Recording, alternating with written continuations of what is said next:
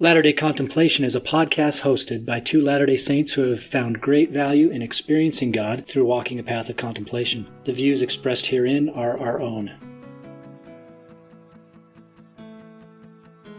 Hello and welcome to Latter-day Contemplation. We're your hosts, Christopher Hurtado And Riley Risto. Latter-day Contemplation started as an exploration of contemplative practices from many traditions to enhance our discipleship of Jesus Christ. We're by no means experts in the topics we discuss, but what we have is an openness to questions, a hunger to discover truth wherever we can find it, and a desire to share in the transformative life of inner peace. We love that you've joined us, and we hope that you find value in this community. Well, welcome back to another episode of Latter-day Contemplation. I'm Riley Risto. And I'm Christopher Hurtado. Christopher, today we are going to be discussing something that is long overdue. We had an episode back before you and I partnered up, and it was just Shiloh and I, called On Peace, and that was episode number 5. It was early on, and we wanted to kind of set the tone of what this podcast was going to be all about. And one of the things that we talk about is inner peace a lot, right? We talk about the contemplative life and obtaining that inner peace through meditative and contemplative practices. But today we're going to be talking about another aspect of peace, which is one of the missions of Latter-day Peace Studies, of which we are a corollary or auxiliary of. And that is this idea of interpersonal peace or relational peace between peoples as either individuals or as groups or as, civilizations or societies. The foundation for where we want to begin is section 98 of Doctrine and Covenants. Why start there, Riley? Well, because it's pertinent, for one. I mean, it talks about peace and it talks about war.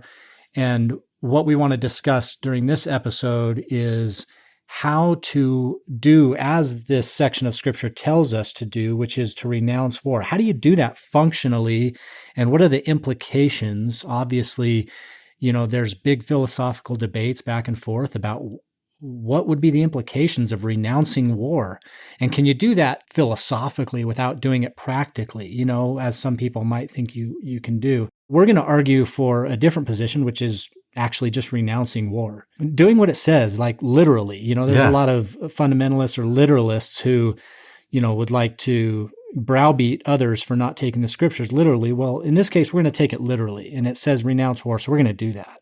And we're going to do that from the philosophical perspective and kind of dive into that a little bit. But really, we want to focus on the practical side as well. Like, how do you practically do it? What does that look like? What does advocacy for peace mean in the absence of war?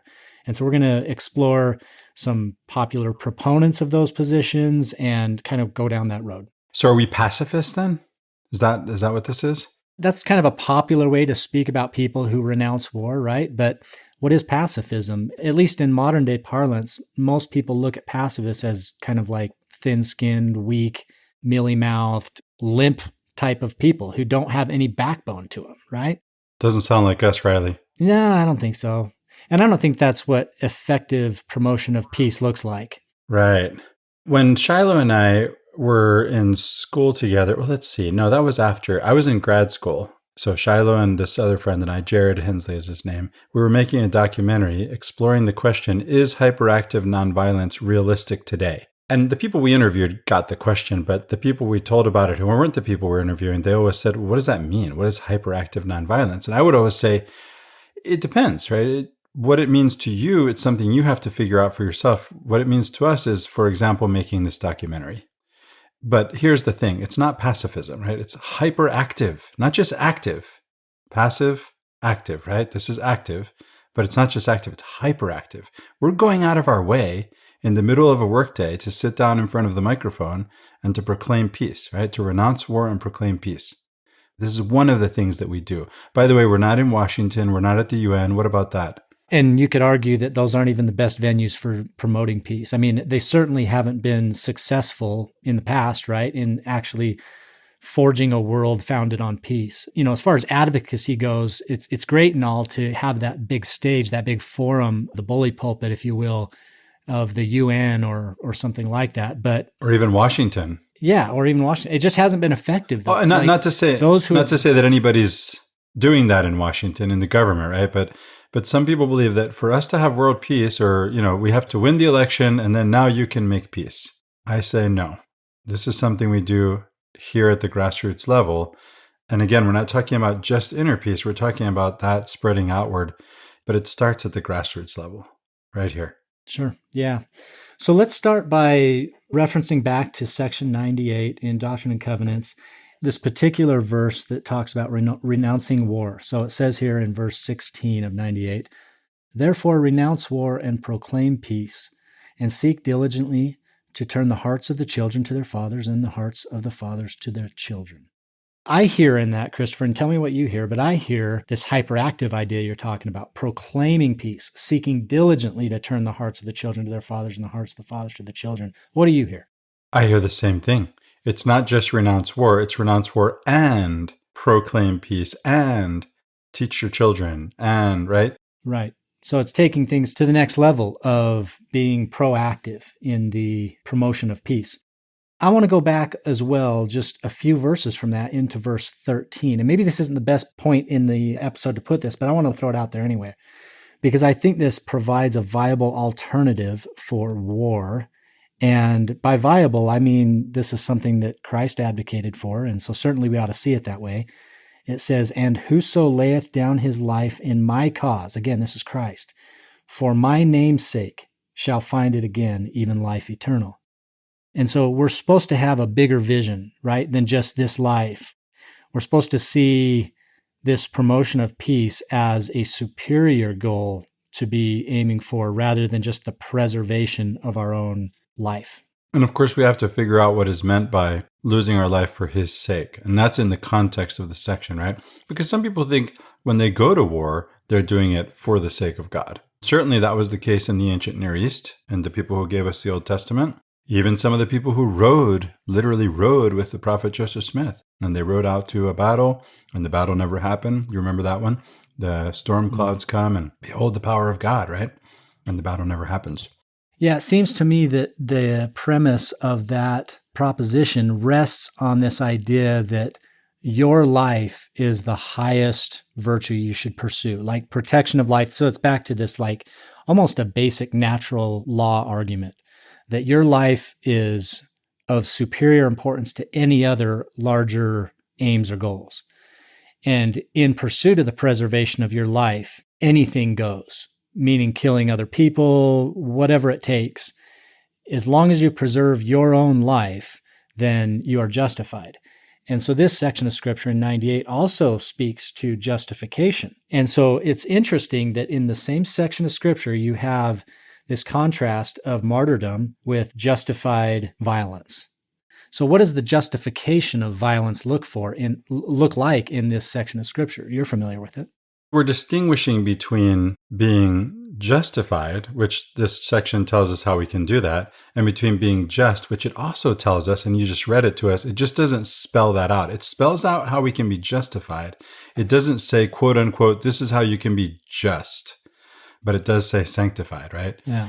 So we have to distinguish then, because as Hugh Nibley put it, if two peoples are at war, there are no good guys. We like to fall back on good guys and bad guys, cops and robbers, cowboys and Indians. This is the duality mindset, right? But Hugh Nibley says if it's come to war, then there's been some kind of breakdown on both sides. There's some kind of failure on both sides to live in a just way, in a moral way, right? This is, now, one side could be justified, but again, Section 98 tells us it's not as easy as you think. It's not just because you were born in America, therefore you're justified and you're the good guy, or whatever, right? It's nothing like that. Because you brought up Hugh Nibley, Chris, I just want to go into this a little bit, because here's a guy who actually served in a foreign conflict, and I guess he was in World War II, and had some experience in the military. And to hear his opinion of what that looked like, and you talked about these two sides of war really being the same side, he's got a great line or a great quote that speaks to this idea. And listen carefully here. He says, "As I listen to our elders' quorums ringing out with militant hymns every Sunday morning, slashing their swords above the foe, conquering at every step, scattering the hosts of darkness, reveling in the victory of the right, one question keeps recurring to my mind. Where's the battle? The devil is using diversionary tactics to get us on the wrong battlefield. Satan's masterpiece of counterfeiting is the doctrine that there are only two choices, and he will show us what they are." We argue against this all the time. I'm going to interject here, against this binary idea of, purely good and evil, right and wrong, virtue and vice. That's something that was presented to us by the accuser, by Lucifer in the garden, right? But anyway, he's saying that Satan's masterpiece of counterfeiting is the doctrine of this binary, only two choices idea. And he will show us what they are, meaning Satan will show us what they are. It is true that there are only two ways, but by pointing us the way he wants us to take and then showing us a fork in that road, he convinces us that we are making the vital choice when actually we are choosing between branches in his road. Which one we take makes little difference to him, for both lead to destruction. This is the polarization we find in our world today. Thus we have the choice between shiz and coriantumr, which all Jaredites were obliged to make. We have the choice between the wicked Lamanites, and they were that, and the equally wicked, Mormon says even more wicked, Nephites, or between the fleshpots of Egypt and the stews of Babylon, or between the land pirates and the sea pirates of World War I, or between white supremacy, black supremacy, Vietnam and Cambodia, bushwhackers, jayhawkers, China, Russia, on and on and on and on and on. These actors in the play of war are both on the path of the accuser, of Satan. Yeah, you're reminding me of one of my personal heroes, who is Malcolm X. Not for his black nationalism, that was a phase, right? But because I think the reason I admire Malcolm X so much is because he's someone who really acted on what he believed. He was this hyperactive guy, right? He came to understand later in his life, before his assassination, that black supremacy is just the other side of the coin of white supremacy that he was fighting against. And he became aware of not the brand of Islam that he learned from Elijah Muhammad, but the one that he learned on his trip to Mecca, on his Hajj, on his pilgrimage, right? That it is a universal brotherhood. He had the experience, and by the way, he had had no experience of being around white people who didn't treat him as a second-class citizen, because he was in the United States in the 1960s. When he went on Hajj, he found that everybody, like in the LDS temple experience, everybody's wearing all white.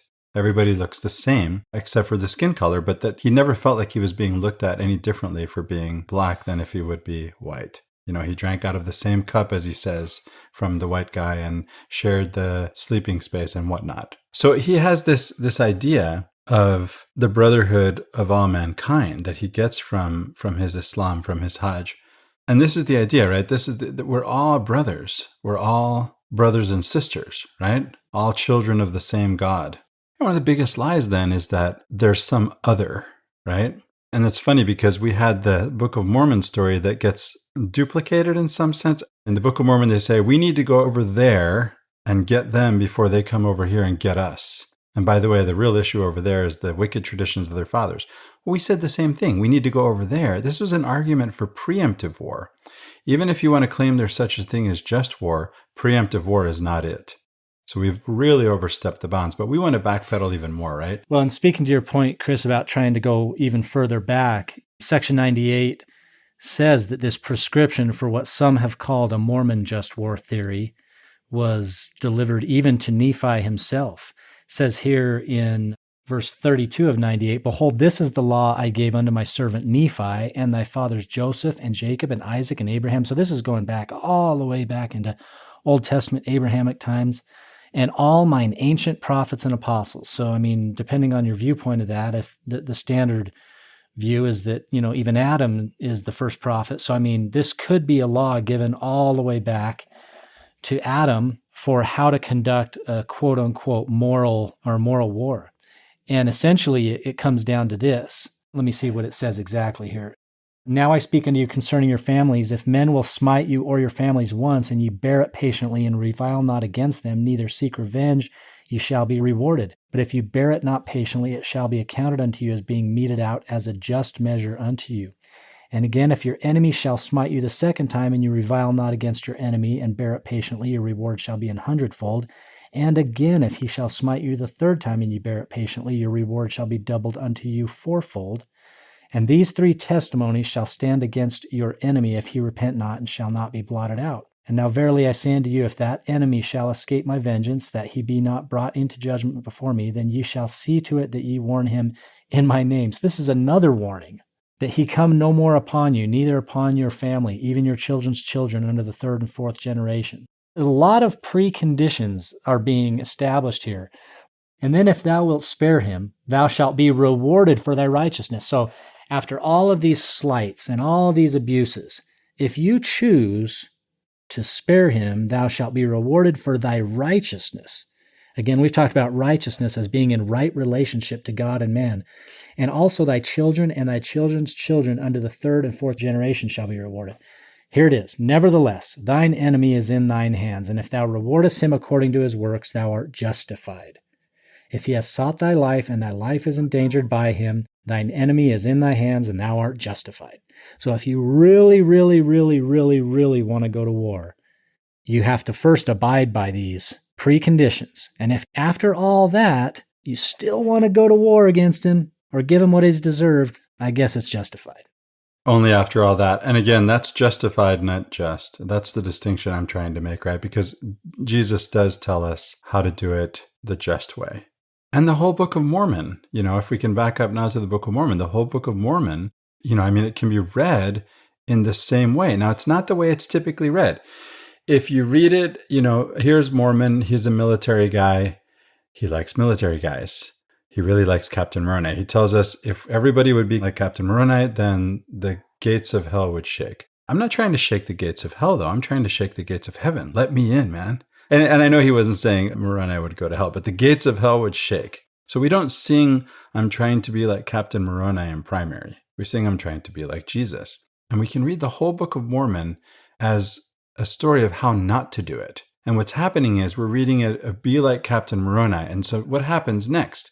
Well, now you storm the Capitol wearing a Halloween costume of a Roman centurion because it looks like Captain Moroni in Freiberg's painting, and waving your bedsheet and calling it the title of liberty.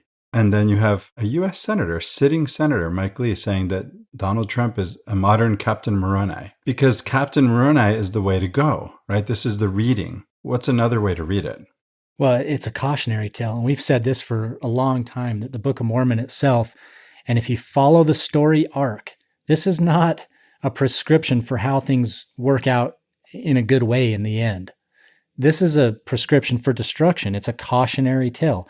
Mormon and Moroni, at the very end of the Book of Mormon here, you've got Mormon essentially lamenting the destruction of his people. Why are they being destroyed?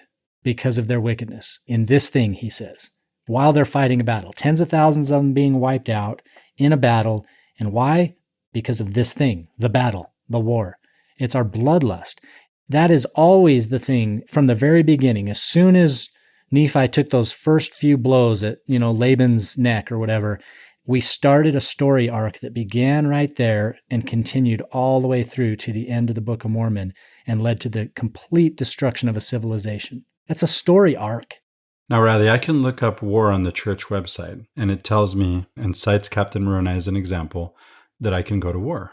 Why would I listen to you and not listen to the church website? Yeah, listen to the Book of Mormon. Don't appeal to me as an authority. I have no idea.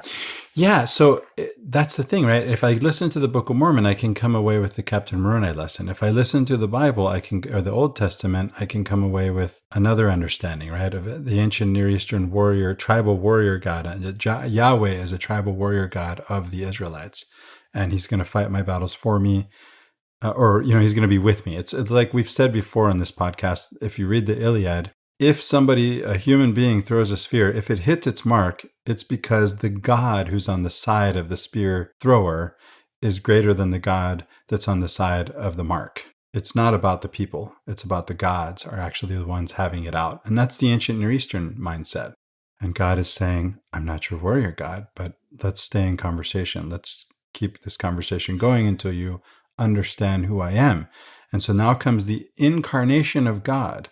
And he teaches us. And of course, in our modern scripture, in the Doctrine and Covenants, we have, again, the same Jesus giving this revelation saying, renounce war, proclaim peace, saying, if you want to be justified, you got to go through a lot more steps than you thought you did, way more than anybody told you. And ultimately, you can be just, nevertheless, it would be better if you didn't do it. We're not really paying attention to the whole message, right? People read the one verse that says, whatever they think is violent or bellicose, right? And then they don't read the next verse that says, nevertheless, God is merciful, and it would be better if you didn't. Yeah. And the other thing, too, is I think if we take literally these words from the scriptures and say, okay, well, this is God saying this to people, Even with that, there's still a way to reconcile that to the idea that God ultimately wants for us to be peaceful with each other. And that is that God tends to relate to us in ways that we can understand. And by our very nature, we are a warlike people. We are a people who just crave war. We crave contention, and we're so quick to anger and seek revenge that sometimes the only way that you can relate to a people that are in that mode of thought is by speaking their language. And so frequently in Scripture, you have God speaking to man in this vernacular of conflict and war. We have this example even in the New Testament with the incarnate God, Jesus Christ, saying that he came not to bring peace, but bring a sword. And of course, we've literalized that. What sword did Jesus bring right out of Mary's womb? There was none, right? But how do we read that for what it was meant to be? There we read literally and we mistake, right? Because we have lost track of the meaning of symbols, right? We've lost track of the meaning of symbols. The sword is a symbol that represents discernment. When you cut with the sword, you're dividing in two, right? Over here, what is just, over here, what is unjust. This is one of the symbols of the archetypal king whose job it is to pass judgment. It's also his job to fight the battles, right? To go out in front of the army. But it is his job to judge. And so his sword has both options, right? And so there's not only one way to read that, at least. And I think in context, in this case, it would be misreading it to say that Jesus wants you to bring an actual sword. There's another sword. I'm calling these the sword verses. There's an infamous sword verse in the Quran, which is also probably misread. Let's now read the sword verses in our tradition. You've mentioned one. What's the other one? Well, the other one is the apostles are in fear of their lives. This is towards the end of Jesus' life. And they say, Master, should we go procure some swords? And he essentially says, well, how many do you have? And he says, they said, we have 2. And he says, that's enough. And of course, 2 is not enough to, defend however many disciples are following Christ. Unless you're not going to do anything with them. Unless you're not doing anything, right? Unless you're just renouncing the conflict and laying them down. He's saying, essentially, it doesn't really matter. Bring 1 sword, 2 swords, it doesn't matter because we're not going to fight. We don't do that. That's just my interpretation, but I think it's an easy one to make. And we see Jesus, when one of his disciples does take out a sword and cut off the ear of a Roman soldier, a centurion, what does he do? He says, no, put that away, and he heals the Roman centurion. So how do we read the Book of Mormon, where we don't think that we should do like Captain Moroni? And what do the anti-nephi-lehis do, and what do they say? Well, it seems to me the anti-nephi-lehis take the tack of advice that was given to them by Jesus in laying down their lives rather than, pursuing a war. And this is after they recognized, as you pointed out earlier, that they were a warlike people. By the way, there's a conference talk from President Spencer W. Kimball that says, we are a warlike people. He said that about us. So the anti-nephi-lehis, they decide to lay down their lives. They say, we realize we're warlike people. We're not going to do this anymore. We're going to lay down our lives.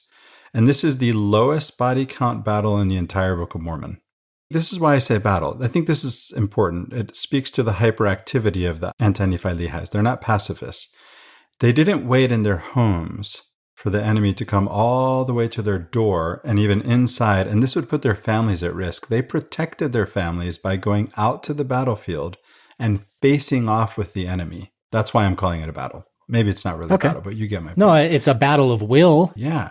They face off with the enemy, and what do? They kneel down and offer up their lives. They martyr themselves. You mentioned martyrdom from section 98. In Arabic, there's no difference between the verb to testify and to be a martyr. It's the same thing.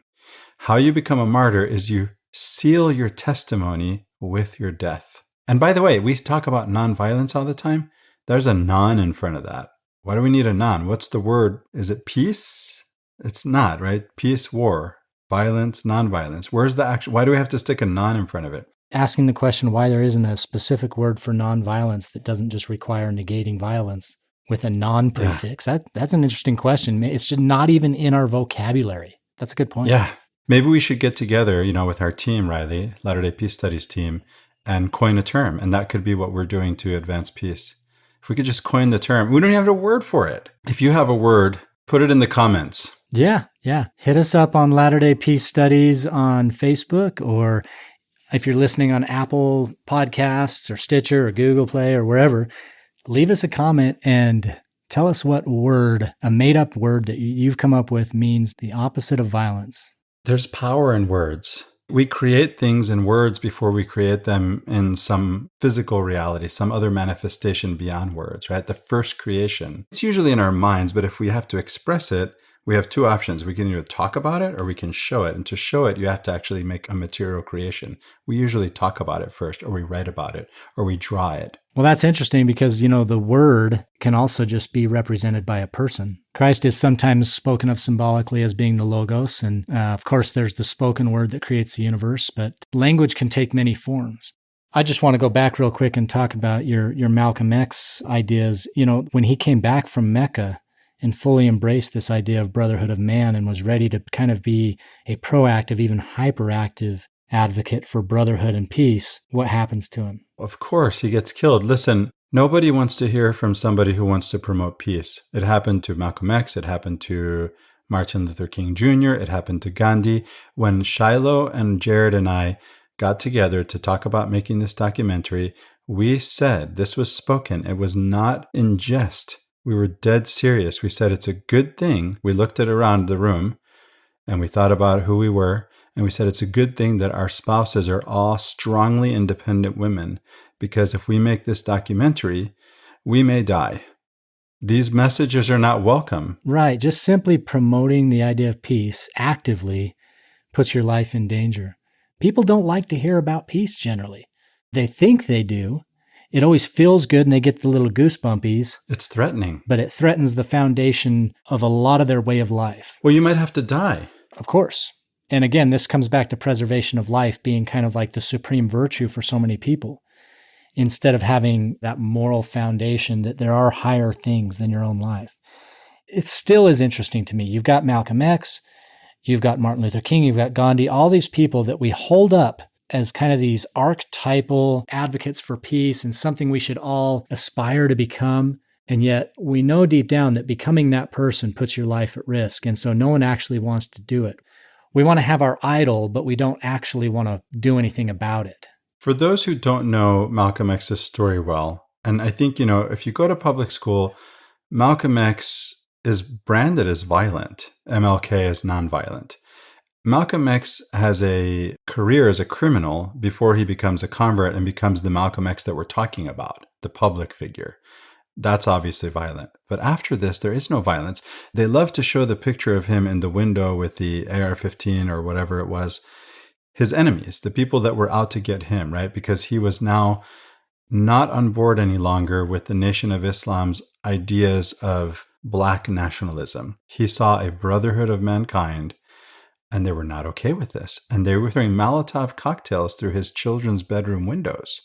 And so now you see him doing what he can think to do to protect his family. He's standing by the window, holding the rifle, peeking out the curtains. That's the picture that we get, right? That's not a picture that's a summary of who and what Malcolm X was. The picture of this, the summary of who and what Malcolm X was, is the man who died, like Jesus died, like MLK died, like Gandhi died, at the hands of those who sought to silence him because he was speaking of peace. Normally, the place where he spoke, they had security, they had frisked people. He said, I don't want anybody frisking anybody. He already knew he was a dead man walking, and he did not let them stop him from continuing to proclaim peace. He didn't want to search anybody, and he wanted everybody to come and hear the message. And somebody else spoke louder. With a loud bang, he was shot dead. There's a correlate to this story, a couple decades later. A lesser known but really stringent activist for peace was Bob Marley. And, he was playing a concert and someone tried to silence him by shooting him as well. He actually took the shot, continued the concert. Having been shot, he continued the concert because his message he always felt was more important than his body, than his safety. I just really look up to people who put those ideals above their own preservation. That's what makes them laudable, What do we say to someone who would argue the anti-nephi-lehis, their way of life is not sustainable, right? You need somebody to go and fight, and their sons did it for them. By the way, that makes it sound like they asked their sons to do this, right? Yeah, I think the better example is to look at what the parents were doing, and they were obviously trying to teach their children as well. Some people have said, well, They were a wicked people who recognized their sin, took a very specific covenant with God, buried their weapons of war, and swore to never take them up again. And they tried to isolate this as a very limited in scope covenant that the anti-nephi-lehis made. And I think that's just a terrible reading. To me, where this is located almost kind of centrally in the Book of Mormon, to me, if you look at the Book of Mormon almost as a chiasm where you have death at the beginning and death at the end, in the middle you have this renewal of life because of their sacrifice. It's almost as if it's giving us this central message of at-one-ment or atonement through peace and through nonviolence. And so I think it's a big mistake to isolate these martyrs and their message and say, well, they did it for themselves, and it was a kind of selfish reasons rather than the end result being seen for what it is, which again, as you mentioned, the lowest casualty conflict of any that's outlined in the Book of Mormon. I think 1,000 people were hewn down, and as a result, many more were converted because of their sympathy for the cause of what they were promoting at that moment. It was clearly more effective. It was clearly more selfless. And it was their testimony. And we shouldn't degrade that by saying it was this limited in scope covenant that they made to atone for their past sins. I think that's a poor reading. Picking up with what you said there, the testimony is what they had in English language terms that caused them to now, thinking of the Arabic as an example where there's not a distinction between giving up your life and testifying. And so what do? Because they have this testimony, therefore they lay down their lives. And much has been made of the testimony of their children. Their children said, in the book we read, that their mothers knew it. It doesn't say they knew it. It says that their mothers knew it. Is this perhaps a borrowed testimony? Do they have their own testimony? They don't have the testimony of their fathers.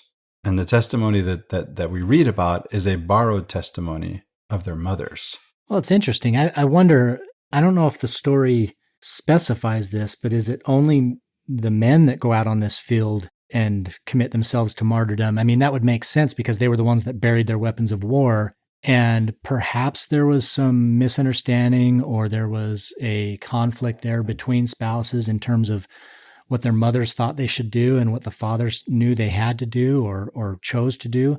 I don't know. I mean, it's an interesting thought process to go through to think about. Maybe the sons of Helaman went out on borrowed testimony from their mothers that were basically in spite of the testimony of their fathers. I don't know. It's possible. If your son's testimony doesn't match up with yours, don't be surprised, right? This is not something new. I hope, that for the listener that you get the chance at least to hear us to talk about this and to think about other ways of reading it. And by the way, it's not just about interpreting what happened in that one case, right, in that one scenario, but the overall reading of the book, the overall message that the book is putting forward, maybe even despite the redactor, despite Mormon as a redactor, right, as a military man who's a big fan of Moroni, names his son after him. Even despite that, if you look at what the book is telling you, it's not necessarily what you're getting from your co-religionists. Well, and I admire the honesty of Mormon, even though he named his son Moroni, the honesty of him lamenting the downfall of tens of thousands of his people because of their unrighteousness and bloodlust and their desire to fight and kill and die. He could very easily have said it was your licentiousness or your deviancy that led to this. He specifies that while they're fighting, he says, in this thing thou art unrighteous. He's saying that, in the moment that you're being slain, it's because you chose this thing. I mean, it's ironic because he put out the epistle to the Lamanite king, essentially saying, hey, we want to meet at this specific battle place by the hill Cumorah. And, he's the one that sent him that letter. So take it for what it's worth. But back to your point, this story arc does not turn out well for the Nephites. If this is a chronicle of the Nephites and their decisions and the outcomes of their decisions, it's pretty easy to draw the conclusion that violence and war was their great sin that led to their downfall. To see any other conclusion, I don't know how you do that. Yeah, their violence and war did nothing but beget more violence and war, death and destruction, and ultimately lamentation. If you haven't heard this reading, right, if you haven't seen it or heard it, and you have heard the kinds of things that our co-religionists say that would make you dress up like a Roman centurion and storm the Capitol and call yourself Captain Moroni, I get it. If you have heard this or if you've seen it, it's so clearly the opposite message from that. Speaking of that message, I'm going to read for you a few verses from Mormon chapter 6, which is the Lamentation of Mormon, and paying particular attention to verse 17 and 19. This is after watching tens of thousands of his people get butchered in the plains by the Lamanites. And my soul was rent with anguish because of the slain of my people, and I cried, O ye fair ones, how could ye have departed from the ways of the Lord? O ye fair ones, how could ye have rejected that Jesus who stood with open arms to receive you? Behold, if ye had not done this, ye would not have fallen. But behold, you are fallen, and I mourn your loss. O ye fair sons and daughters, ye fathers and mothers, ye husbands and wives, ye fair ones. He's calling everyone out here. How is it that ye could have fallen? But behold, ye are gone, and my sorrows cannot bring your return. It just causes me to wonder what he's referring to. What are the ways of Jesus that these people rejected? And he says this thing, in this thing. I can't help but think he's speaking presently because he's feeling that pain presently as he watches this massacre unfold. He's like, how could we have done this? It's terrible. And it all came down to a rejection of the message of Jesus. What message did the early Christians come away with in hearing the gospel of Jesus Christ? It was so clear to them what gospel Jesus was preaching, this gospel of peace. I mean, it could not be misconstrued. Certainly, they were called upon to take up their crosses and follow him. If that's not an invitation to martyrdom, someone else explain to me what that means. It's clearly an invitation to follow the way of peace, of nonviolence. If that entails martyrdom, then so be it. In fact, all of the apostles followed Christ into that path of martyrdom. Yeah, they're subject to Rome. Rome has a project they call the Pax Romana, which is Roman peace. And the idea of this peace, as they call it, as John Dominic Crossan, the preeminent historical Jesus scholar, put it, is their project is peace through victory. Jesus' project is peace through justice. As Preston Sprinkle put it in his book, Fight, A Christian Case for Nonviolence, he wins by dying. This is not the Roman idea, right? You win by killing, not by dying, but not Jesus. He wins by dying, and he tells us to follow him. His followers into the first few centuries following his death took up that cause. In particular, you've got this, who some refer to as the patron saint of martyrs, is this Maximilian of Tebessa. Encourage you to go on the internet and read his account, or the account of his martyrdom. But I wanted to point out a couple of his quotes that illustrate this point of seeing higher ideals than just the preservation of his own life. He was approached by this Roman soldier named Dion to essentially join the Roman military at a compulsory age. I don't remember what it was. It's in the story. I think it's 17. And he refused to do it. And he cited the fact that he's a Christian specifically as his reason for not serving in the military. Over and over and over, this Roman soldier named Dion is trying to convince him. He's like, look, the penalty for this is death. Who's put these ideas in your head? You either serve or you die. I can't believe you would just acquiesce to your own death so easily. And he appeals to Maximilian's father, Victor, Fabius Victor. He says, put your son right. Victor says he knows what he believes and he will not change. Over and over, he tries to convince him. He just won't do it. He says, I carry the mark of Christ, my God, already. I shall send you to your Christ at once, Dion says. Maximilian, I ask nothing better. Do it quickly, for there is my glory. Dion, give him his badge, to the recruiting officer. Maximilian, I will not take the badge. If you insist, I will deface it. I am a Christian, and I am not allowed to wear that leaden seal around my neck. For I already carry the sacred sign of the Christ, the Son of the living God, whom you know not, the Christ who suffered for our salvation, whom God gave to die for our sins. It is he whom all we Christians serve. It is he whom we follow, for he is the Lord of life, the author of our salvation. Dion, join the service and accept the seal, or else you will perish miserably. Maximilian, and this is key, I shall not perish. My name is even now before God. I refuse to serve. He goes on, I shall not die. If I go from this earth, my soul will live with Christ my Lord. And that's the key.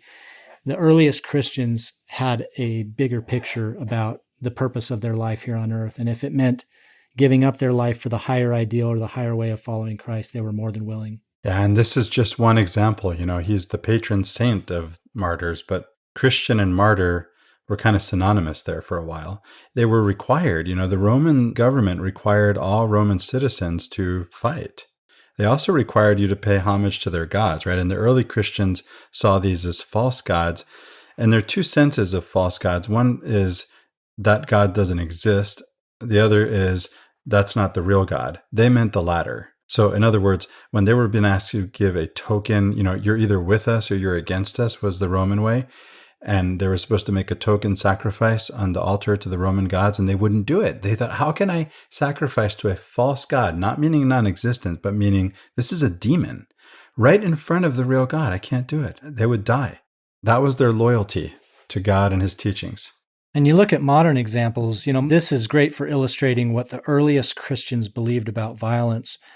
But you go to modern examples and you find someone like Dwight D. Eisenhower, who was a general. I mean, he served in all levels of the military and oversaw huge conflicts, including in World War II, massive death and destruction. And he came away with it, not with this view of soldiers and war and conflict as being some kind of heroic endeavor, but he saw the cost and he actually counted the cost.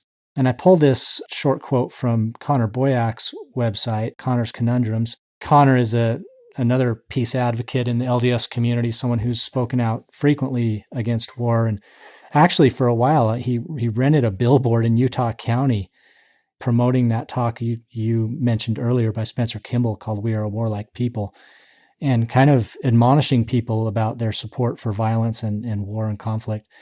But anyway, this is a quote from Dwight D. Eisenhower from this blog post on Renouncing War. Eisenhower said, "Every gun that is made, every warship launched, every rocket fired signifies, in the final sense, a theft from those who hunger and are not fed, those who are cold and are not clothed."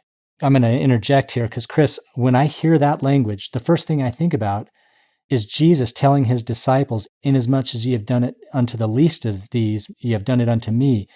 And the apostles or disciples respond like, "Hey, when did we do this to you?" And he's like, "If you came across someone who was naked and you clothed him, or hungry and you fed him, if you've done it to these, you've done it unto me." And I think about this the same way. When we are engaging in these massive international wars and building up these massive militaries, we're robbing the hungry and the needy, the homeless, children, the vulnerable. Those are the people that are suffering the most from this military-industrial complex that Eisenhower himself kind of coined the phrase, I think. Continuing on, the cost of one modern heavy bomber is this: a modern brick school in more than 30 cities. It is 2 electric power plants, each serving a town of 60,000 population. It is 2 fine, fully equipped hospitals. It is some 50 miles of concrete pavement. That's one bomber. We pay for a single fighter plane with 500,000 bushels of wheat. We pay for a single destroyer with new homes that could have housed more than 8,000 people. This is, I repeat, the best way of life to be found on the road the world has been taking. This is not a way of life at all, in any true sense. Under the cloud of threatening war, it is humanity hanging from a cross of iron. And I love that imagery. Essentially, it's a barbaric substitute for the cross of wood that Christ hung on. It's a cross of iron. It's that representation of the military-industrial complex. What you were saying, Eisenhower said about the cost of war is one way to count the cost, right? In terms of the exchange value of what it costs to build these things. But there are other costs. There's something that the church put out about building MX missile silos or sites in Utah that addresses those other costs. Yeah, back in 81, the church put out a statement regarding, I guess the federal government wanted to build an MX missile, manufacturing site in Utah and Nevada. They were getting a lot of inquiries about their thoughts on this because at least back then, that was very much the core of the church was in the Intermountain West. And so they were a big player in that geographic area. Their response says, "We have received many inquiries regarding our feelings on the proposed basing of the MX missile system in Utah and Nevada. After assessing in great detail information recently available, and after the most careful and prayerful consideration, we make the following statement. aware of the response our words are likely to evoke from both proponents and opponents of the system. First, by way of general observation, I think this is the most important part parenthetically here. We repeat our warnings against the terrifying arms race in which the nations of the earth are presently engaged.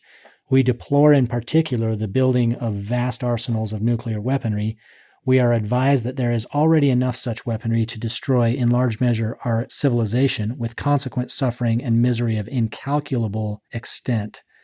Secondly, with reference to the presently proposed MX basing in Utah and Nevada, we are told that if it goes forward as planned, it will involve the construction of thousands of miles of heavy-duty roads with the buildings of some 4,600 shelters in which will be hidden some 200 missiles, each armed with 10 warheads. Each one of these 10 nuclear warheads will have far greater destructive potential than did the bombs dropped on Hiroshima and Nagasaki. And so then they get into some geopolitical treaty negotiations and whatever. But essentially what they're saying here is that this is a continuation of a failed viewpoint of what it means to be Christian. In no way does this represent a Christian viewpoint. And somehow we've gone from that, being against the MX missile development in Utah, to our present day. What does it say in the website now about serving in military and war and all that stuff on the website, Chris? Just like in a paraphrase, right? That while we give lip service to Jesus's teachings about nonviolence, right, that are, I think, clear, that it would still be okay, and Captain Moroni is cited as an example, if you would fight, but only because you're preserving your life, right? This is, again, the question you keep raising of what is the higher value. For the church, at least at this time in 1981, they were okay with, not necessarily kowtowing to this military mindset that seems to have overtaken us. And maybe it's been since the George Bush years and, response to 9/11. I have no idea when it began, but it seems like we've had a sea change in the way that we treat conflict and war and military service and all that stuff compared to 1981 or in the J. Reuben Clark era. But at the very end of this statement on the MX missile, this is kind of the meta statement. It says, our fathers came to this Western area to establish a base from which to carry the gospel of peace to the peoples of the earth. It is ironic and a denial of the very essence of that gospel that in this same general area there should be constructed a mammoth weapons system potentially capable of destroying much of civilization. It's clear that it's not the church's arsenal, it's the government's, but we don't want it here. We're Christian. Well, and what they're doing, I think, is great here. They're pointing out the irony. This is the place from which, the gospel was supposed to roll forth, and yet we're establishing here this place where we can essentially destroy much of civilization. It continues on with the most serious concern over the pressing moral question of possible nuclear conflict. We plead with our national leaders to marshal the genius of the nation to find viable alternatives which will secure at an earlier date and with fewer hazards the protection from possible enemy aggression, which is our common concern. There's still somewhat of an accommodation made there to this whole preservation, and I get it. It's a church that essentially is looking after its people. But I think that last phrase somewhat accommodates the idea that it belongs anywhere, and it really doesn't. If we're going to pursue peace, there's just got to be a different narrative altogether. Utah's record isn't better all the way around, but it is nice. It's comforting to me, and I like to, every time I leave Utah by, Interstate 80 that goes west out of Salt Lake City, on my way to Reno, Nevada, and on to California. As you leave Salt Lake City, you'll see past the airport, on your left, there's this huge smokestack where we're burning our chemical weapons. Not all of them, but at least some of them. It's a good start. I didn't know that's what was taking place there. I know which one you're talking about. Interesting. Those government treaties and whatnot, I studied those for my master's. That's how I know. It's not like it's advertised. There's no sign that tells you that's what we're doing here, but that's what they're doing there. My closing thought would be that there's so many ways that we can be involved in the movement for relational peace. And maybe it starts with inner peace, just coming to peace with ourselves and of course, seeing the divinity in other people. I mean, maybe that's the beginning, and that's great. That's the beginning. And then taking it to that, So then taking it to that next step might essentially just look like, hey, how would we treat our brothers? How do we treat our sisters? And this comes back to the Great Commandments. And really, Christ's gospel is, in its fullest expression, it's those great commandments. How do we act upon that? And there's so many ways to do that. There's as many ways to do that as there are saints. And so I would just implore all of us, myself included, to just work towards peace in small ways and at the grassroots level, and let that coalesce together until it builds itself into a movement. Yeah, it happens here first, right? Be the change you want to see in the world. I'm starting with the man in the mirror, right? You don't need to go to Washington or to the UN to promote world peace. You can do it right here, right now, right where you are. We talked about leaving a challenge for our listener, or leaving an assignment for our listener. This is the professor in us, I guess, when we were talking about this earlier. But there's an article written by Mark Twain that was, I believe, released only after his death. This was his final wish, is that it be released after his death. And it's called The War Prayer. I think we've mentioned it on prior episodes, but if you haven't had the chance to read The War Prayer and you want one of the best descriptions of what war is and does to people, look up Mark Twain's The War Prayer and give that a read. It's a pretty awesome explanation of what war does to people. It's an experience to actually read through it. We could have read through it. It's long. It's not too long to read yourself, but it's maybe a little bit long to read on a podcast. And I don't know about copyright, but go through that experience. And here's another experience. The impact that this experience may create for you may not, your mileage may vary from mine. And that's because I'm telling you about it. Nobody told me. What Jared Hensley did for me is he said, sit down, I want to show you something. Now, you're going to find out what I saw before you experience it for yourself, but you can still try to recreate that experience for yourself and definitely for others. So he played for me a video on YouTube. I don't know exactly how to find it. I would search patriotic Ronald Reagan speech. And there's this speech that Ronald Reagan gave that hits all the points of, freedom. And it does deal with, our military and things like this. There's a flag waving in the background and the music, whatever. I can't remember if there's music, but it's this very patriotic, quote unquote, patriotic speech.